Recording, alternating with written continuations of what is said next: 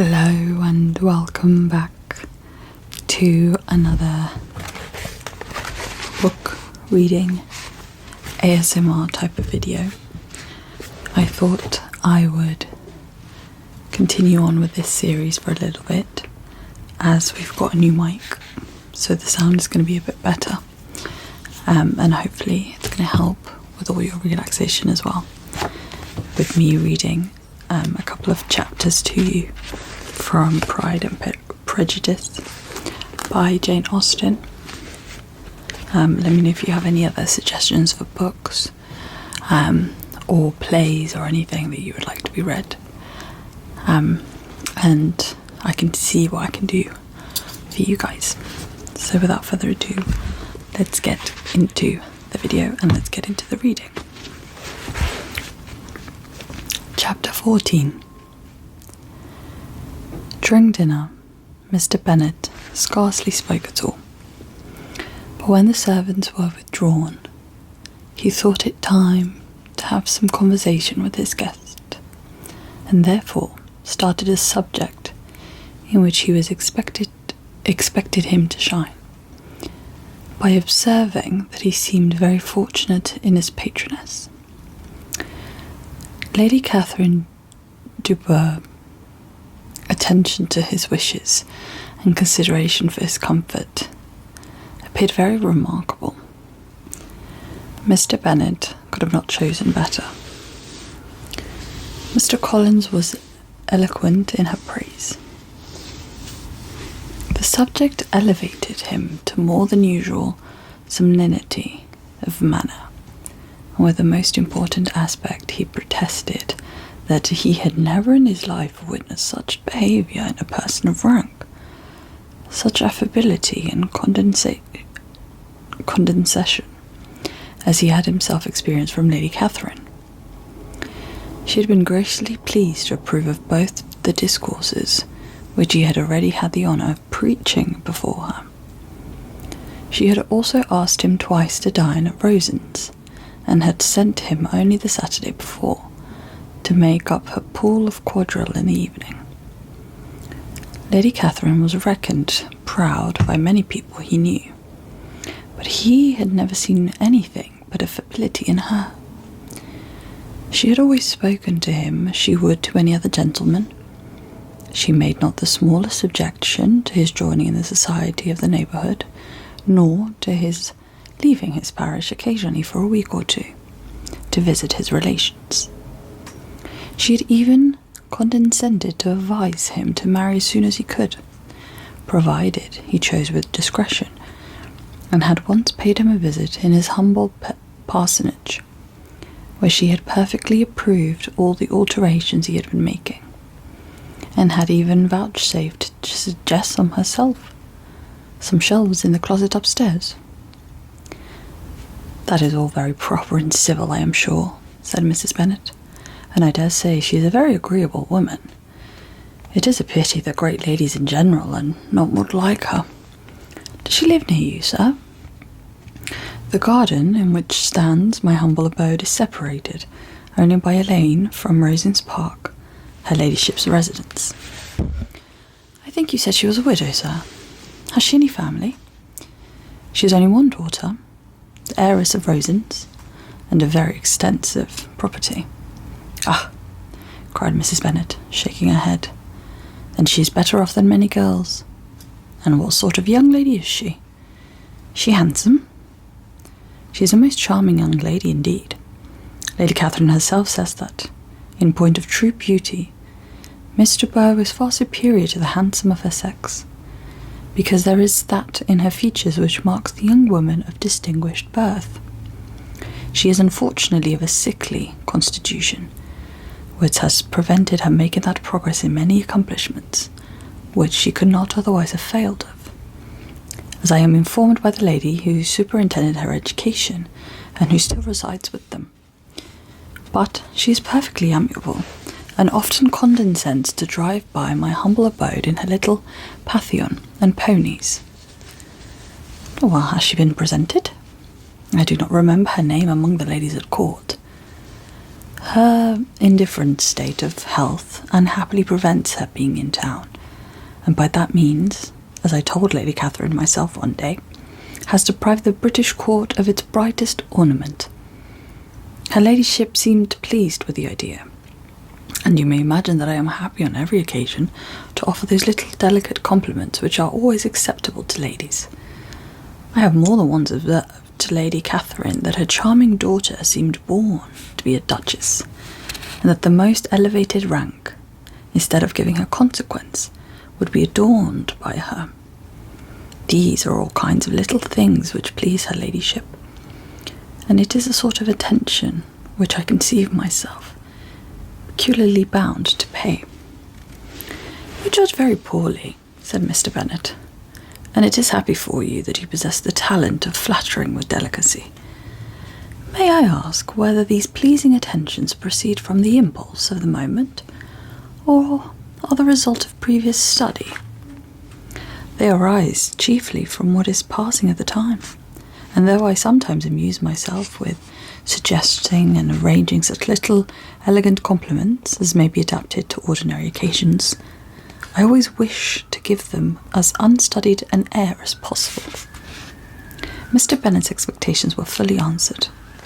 His cousin was as absurd as he had hoped, and he listened to him with the keenest enjoyment, maintaining at the same time the most resolute composure of countenance, and, except in an occasional glance at Elizabeth, requiring no partner in his pleasure. By tea-time, however, the dose had been enough, and Mr. Bennet was glad to take his guests into the drawing-room again, and when the tea was over, glad to invite him to read aloud to the ladies. Mr. Collins readily assented, and a book was produced, but on beholding it, for everything announced it to be from a circulating library, he started back, and begging pardon, protested that he never read novels. Kitty stared at him, and Lydia exclaimed. Other books were produced, and after some deliberation he chose Fordyce's Sermons.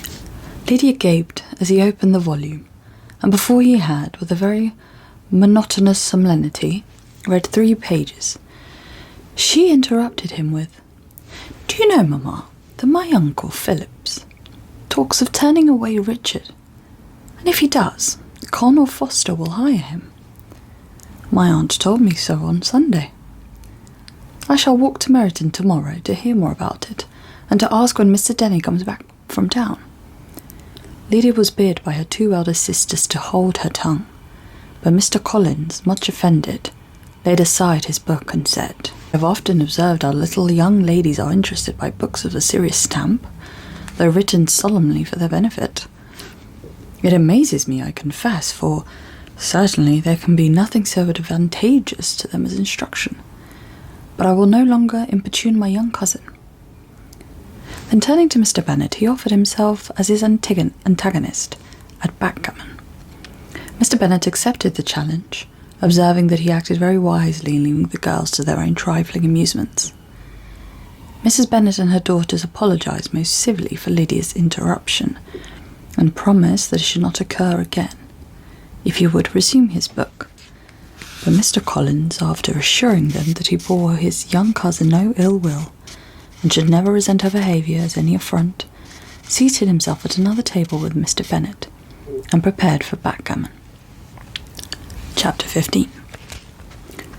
Mr. Collins was not a sensible man, and the deficiency of nature had been but little assisted by education or society, the greatest part of his life having been spent under the guidance of an illiterate and miserly father, and though he belonged to one of the universities, he had merely kept the necessary terms, without forming at it any useful acquaintance. The subjection in which his father had brought him up, and had given him originally great humility of manner, but it was now a good deal counteracted by the self-conceit of a weak head, living in retirement, and the consequential feelings of early and unaccepted prosperity. A fortunate chance had recommended him to Lady Catherine de Bow, when the living of Hunsford was vacant, and the respect which he had felt for her high rank, and his veneration for her as his patroness, mingling with a very good opinion of himself, of his authority as a clergyman, and his right as a rector, made him altogether a mixture of pride and obsequiousness, self-importance, and humility.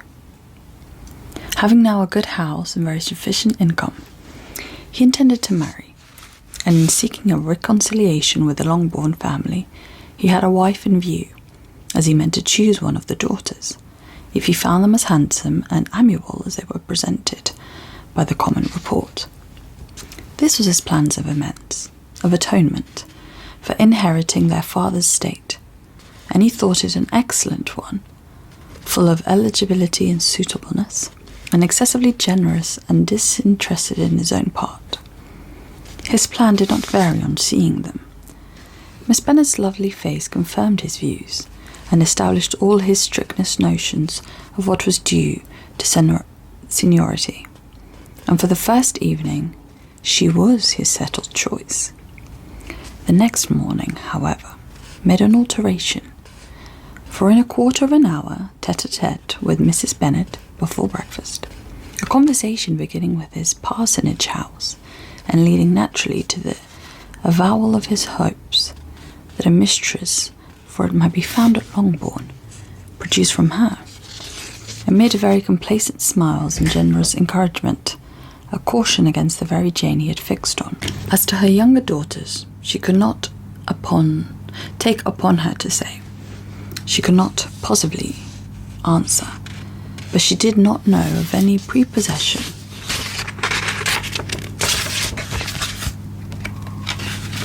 Her eldest daughter, she must mention, she felt it incumbent on her to hint, was likely to be very soon engaged. Mr. Collins had only to change from Jane to Elizabeth, and it was soon done. Done while Mrs. Bennet was stirring the fire. Elizabeth, equally next to Jane in birth and beauty, succeeded her, of course. Mrs. Bennet treasured up the hint, and trusted that she might soon have 2 daughters married, and the man whom she could not bear to speak of the day before was now high in her good graces. Lydia's intention of walking to Meryton was not forgotten. Every sister except Mary agreed to go with her, and Mr. Collins was to attend them, at the request of Mr. Bennet, who was most anxious to get rid of him, and have his library to himself, for thither Mr. Collins had followed him after breakfast, and there he would only continue, nominally engaged with one of the largest folios in the collection, but really talking to Mr. Bennet with little cessation of his house and garden at Hunsford. Such doings discomposed Mr. Bennet exceedingly.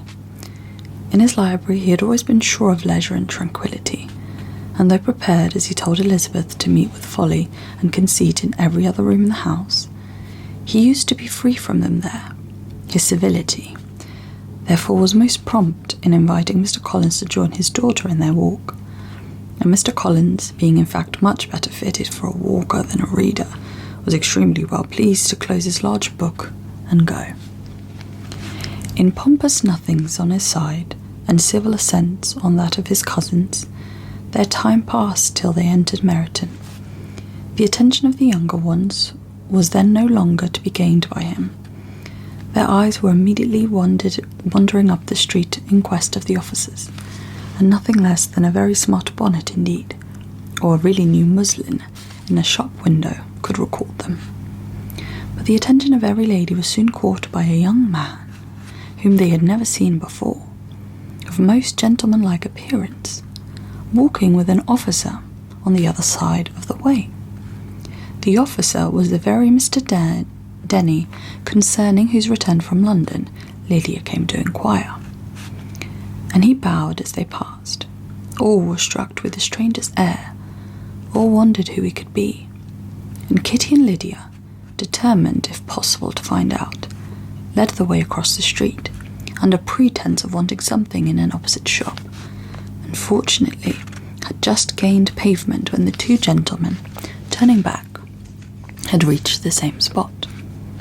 Mr. Denny addressed them directly, and entreated permission to introduce his friend, Mr. Wickham, who had returned with him the day before from town, and he was happy to say had accepted a commission in their corps. This was exactly as it should be, for the young man wanted only regimentals to make him completely charming. His appearance was greatly in his favour. He had all the best part of it: beauty, a fine countenance, a good figure, and a very pleasing address.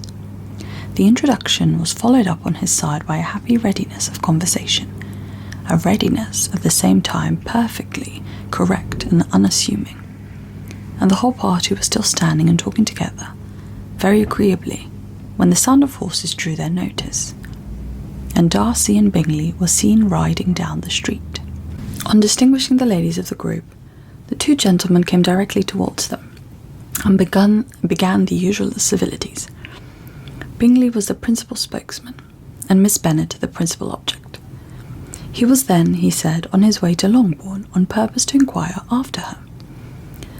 Mr. Darcy corroborated it with a bow, and was beginning to determine not to fix his eyes on Elizabeth, when they were suddenly arrested by the sight of the stranger, and Elizabeth, happening to see the countenance of both as they looked at each other, was all astonished at the effect of the meeting. Both changed colour, one looked white, the other red. Mr. Wickham, after a few moments, touched his hat, a salutation which Mr. Darcy just deigned to return. What could be the meaning of it?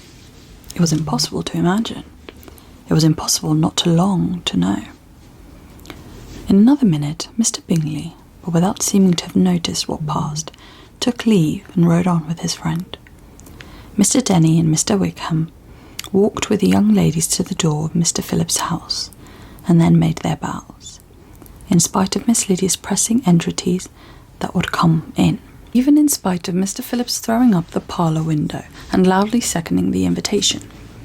Mrs. Phillips was always glad to see her nieces, and the two eldest, from their recent absence, were particularly welcome, and she was eagerly expressing her surprise at the sudden return home, which, as their own carriage had not fetched them, she should have known nothing about it, if she had not happened to see Mr. Jones, shop boy, in the street, who had told her that they were not to send any more draughts to Netherfield, because the Miss Bennets were to come away, when her civility was claimed towards Mr. Collins by Jane's introduction of him. She received him with a very politeness, which he returned with as much as more, apologizing for his intrusion without any previous acquaintance with her, which he could not help flattering himself, however, might be justified by his relationship to the young ladies who introduced him to her notice.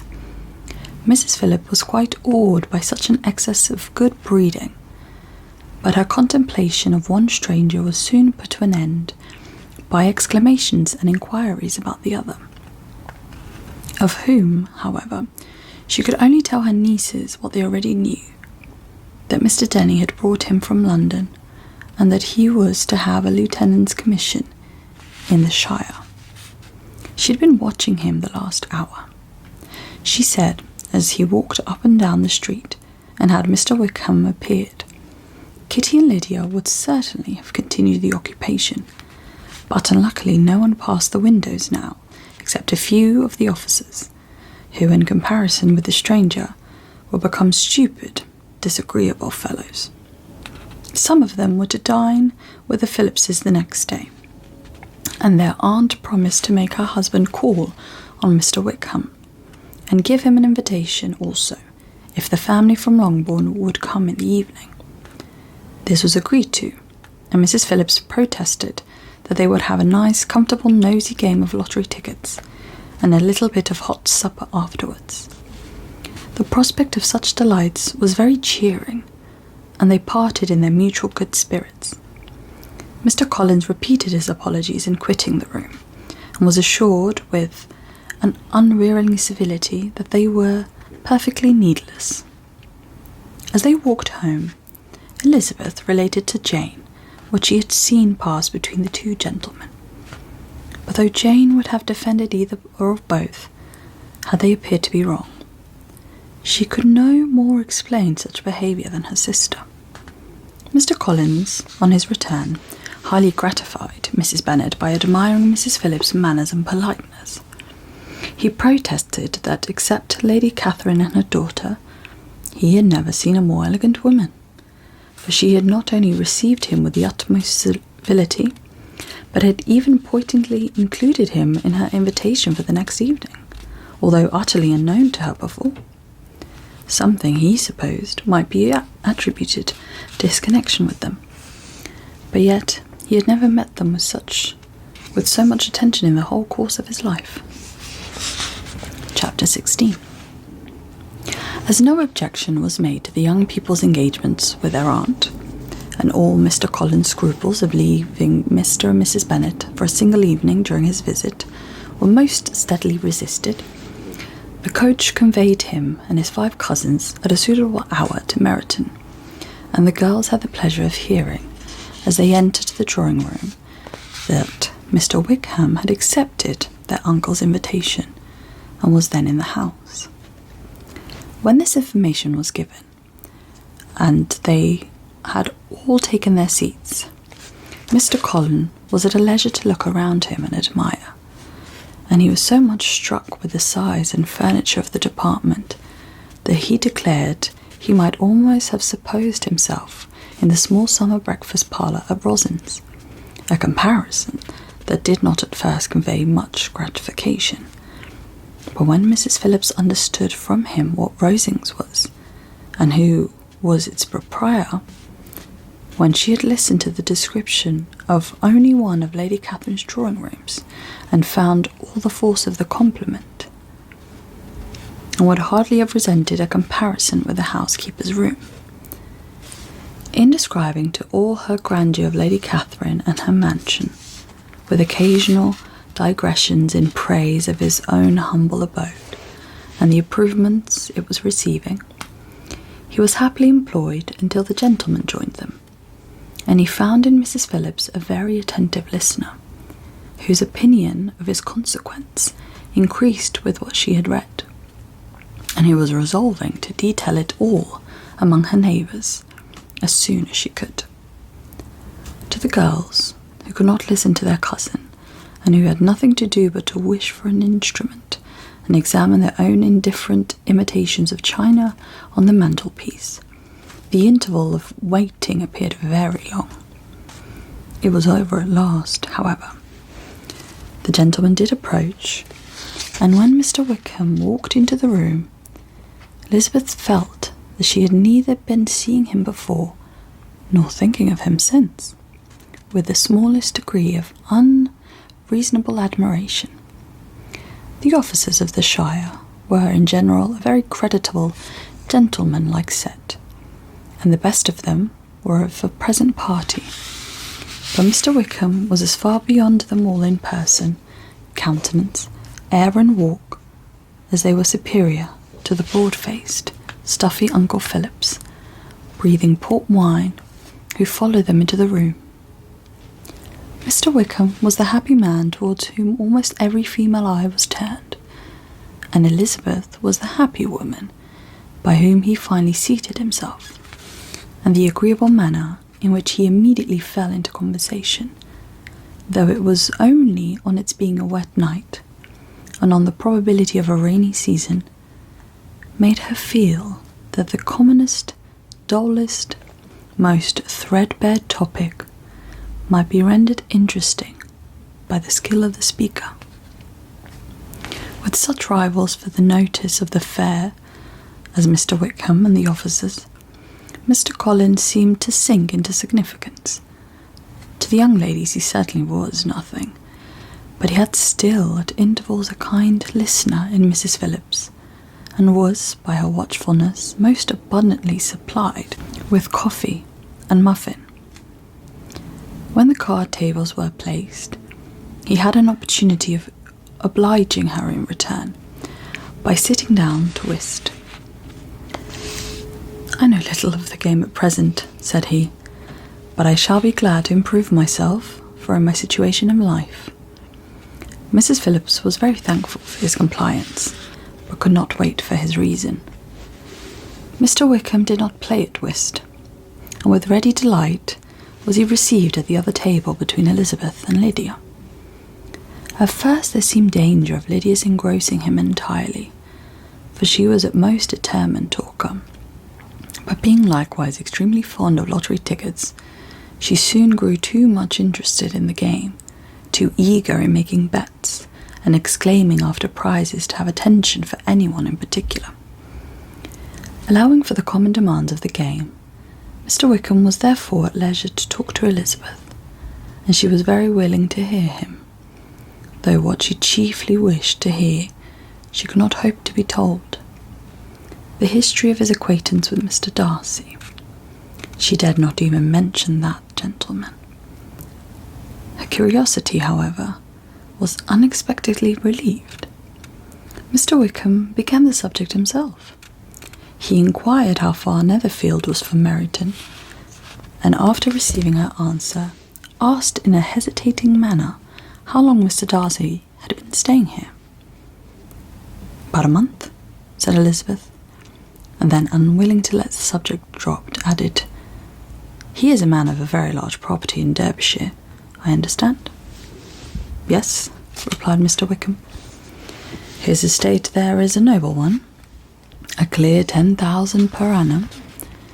You could have not met with a person more capable of giving you certain information on that head than myself, for I have been connected with his family in a particular manner from my infancy."